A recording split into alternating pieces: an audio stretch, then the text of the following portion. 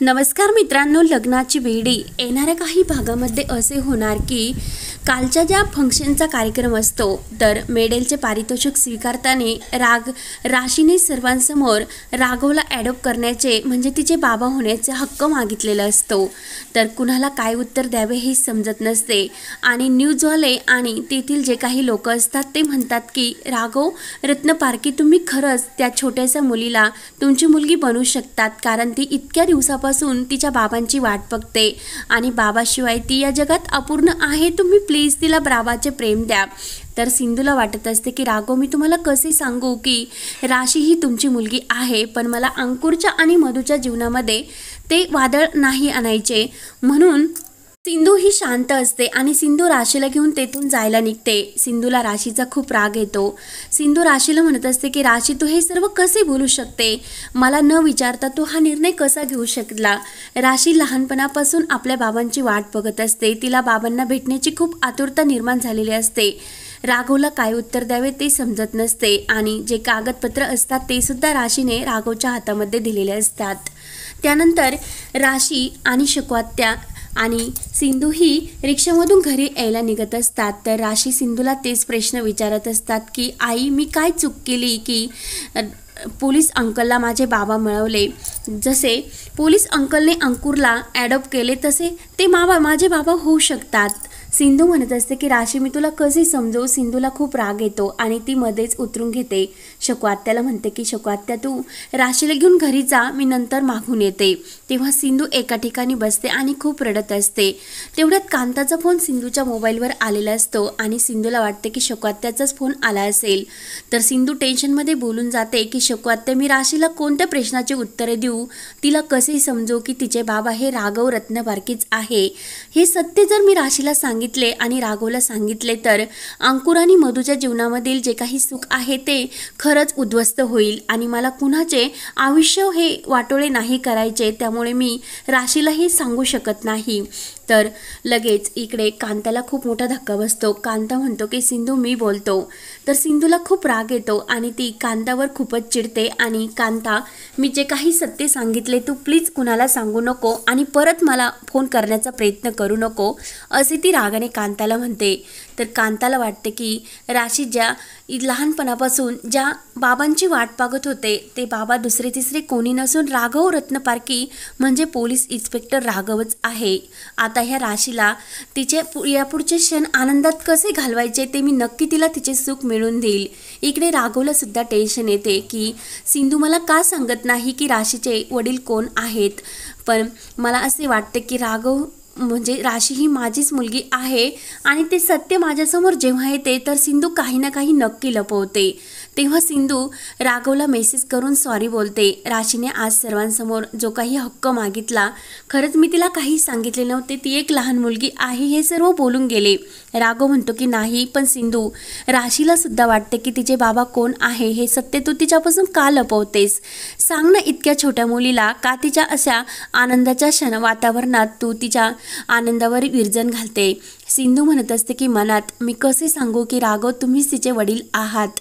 त्यानंतर इकडे राजश्री आणि रत्नाकर सुद्धा विचार करत असतात की सिंधू राशीला तिच्या वडिलांचे नाव का सांगत नाही? सिंधूने घर सोडले पण सिंधू कधीही वाईट वळणावर जाणार नाही आणि ती तिचे संस्कार आणि स्वतःची इज्जत तर कधीच घालू शकणार नाही। म्हणजे सिंधूने राशीला ॲडॉप्ट केले की काय? जसे राघव आणि मधूने अंकुरला घेतलेले आहे तसेच सिंधूने सुद्धा आपले पुढील जीवन सुखात जाण्यासाठी राशीला ॲडॉप्ट केले असणार। तर रत्नाकर म्हणतो की नाही सिंधू, आपल्यापासून काहीतरी लपवतेस। त्यानंतर इकडे राघव सिंधूला फोन करतो आणि सिंधू, तू खरंच राशीला हे सर्व सांगून टाक आणि मी तिला तिचा हक्क मिळवून देईल। तर मधू हे सर्व बोलणे ऐकत असते। त्यानंतर मधूने अंकुर आणि अन्वीचे बोलणे सुद्धा ऐकलेले असते, कारण रूममध्ये असताना राशी आणि अंकुरचा फोन चाललेला असतो। तर राशी आणि अंकुरला वाटत असते की खरंच आता अंकुरचे वडील मला ॲडॉप्ट करतील आणि मी आणि अंकुर एकत्र राहू शकतील। अंकुर म्हणत असतो की राशी, तू घरी ये, आपण खूप धमाल मस्ती करू आणि तुम्हाला दादा म्हणत जा। आणि आता मी रूमसुद्धा आपली एका शेजारी करून घेऊ शकतो। अन्वी दिदीची रूम आहे ना, तिला मी दुसऱ्या रूममध्ये शिफ्ट होण्यासाठी सांगतो आणि आपली रूमसुद्धा ही शेजारी राहीन। पण जसे तू माझ्या बापाला ॲडॉप्ट केले आणि तू त्यांची मुलगी होशील म्हणजे तुझे नावसुद्धा राशी राघव रत्नपारखी होईल. मग मी तुझी आई आहे डॉक्टर आंटी, तिला कोणत्या नावाने हाका मारू शकतो. तर मधू हे सर्व बोलणे ऐकत असते. अंकुर म्हणत असतो की मी छोटी आई म्हणून तुझ्या मम्माला हाका मारील. तर लगेच मधूला खूप मोठा धक्का बसतो. तर मधू राघवकडे येते आणि जसे राशीच्या मनामध्ये प्रश्न आहेत तसे अंकुरच्या मनामध्ये सुद्धा हेच प्रश्न चालू आहे की सिंधू आंटीला मी कोणत्या नावाने हाका मारू शकतो. तर राघवला सुद्धा तेच असते. राघव त्याच गोष्टीचा विचार करत असतो.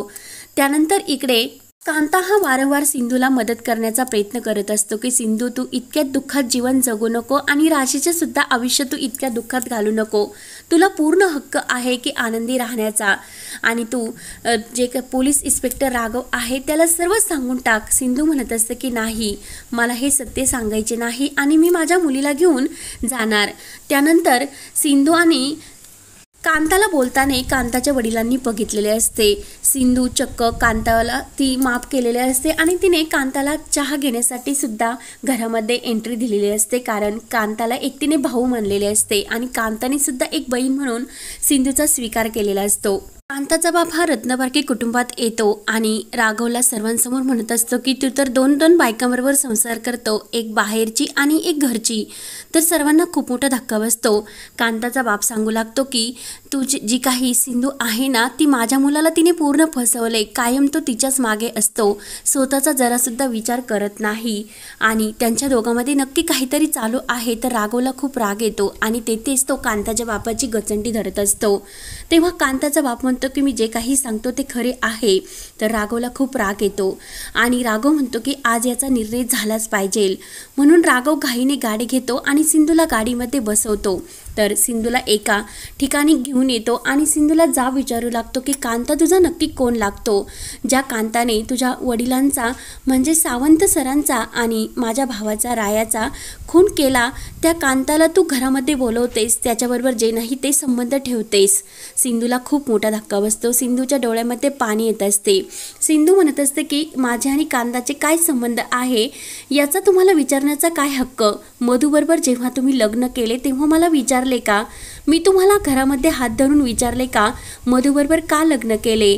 इतक्या दिवस मी तुमची वाट बघत होते. आत्तापर्यंत माझ्या मनात तुमच्याविषयी प्रेम होते, पण तुमच्या अशा वागण्याने ती फिलिंगसुद्धा मला नकोसी वाटते. एक दिवस माझ्या प्रेमाचे प्रपोज मी तुम्हाला केले होते. तर सिंधू म्हणते की मला काही हक्क वाटत नाही की हे सर्व तुम्हाला सांगावे, कारण आत्तापर्यंत तुम्ही माझ्यावर संशयच घेत आला आणि इथून पुढे सुद्धा तेच केले. लोक काय म्हणतात याचाच विचार करतात, पण ती व्यक्ती काय जीवन जगत असेल आणि तिच्यामध्ये काय असेल याचा कोणी विचार करत नाही.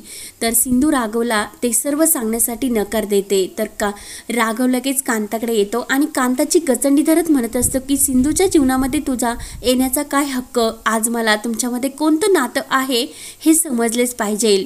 तर कांता म्हणत असतो की राघव रत्नपारखी इन्स्पेक्टर, तुला ऐकायचेच ना, राशी कुणाची मुलगी आहे तर मग ऐक, राशी ही तुझी मुलगी आहे. आणि तर राघवला ते ऐकून खूप मोठा धक्का बसतो. कांता सांगू लागतो की सिंधू आणि माझ्यामध्ये कोणतेच नाते नाही, फक्त एक भाऊ म्हणून मी तिची ही कायम साथ देत असतो. आत्तापर्यंत सिंधूने मला घरामध्ये सुद्धा एंट्री दिलेली नसते, पण मी तिच्या मनाला जेव्हा वाटले तेव्हा तिने मला घरात बोलवले आणि चहा घेतले, तर आमच्यावर असे आरोप करण्यात आले. तर राघवला ते ऐकून खूप मोठा धक्का बसतो आणि राघवने जे काही आरोप केलेले असतात त्यामुळे सिंधूच्या मनाला खूप आणखीन या धक्का पोहोचलेला असतो. त्यामुळे ती राशीला परत आपल्या गावाकडे घेऊन जाण्याचा निर्णय घेते. आणि आता सिंधू आणि राशीला राघव कसे अडवतो आणि राशी ही त्याची मुलगी आहे, तर हक्काने तो रत्नपारखी कुटुंबात राशीला कसे घेऊन जातो हे पाहण्यासाठी आपल्या चॅनलला नक्की सबस्क्राईब करत राहा. धन्यवाद.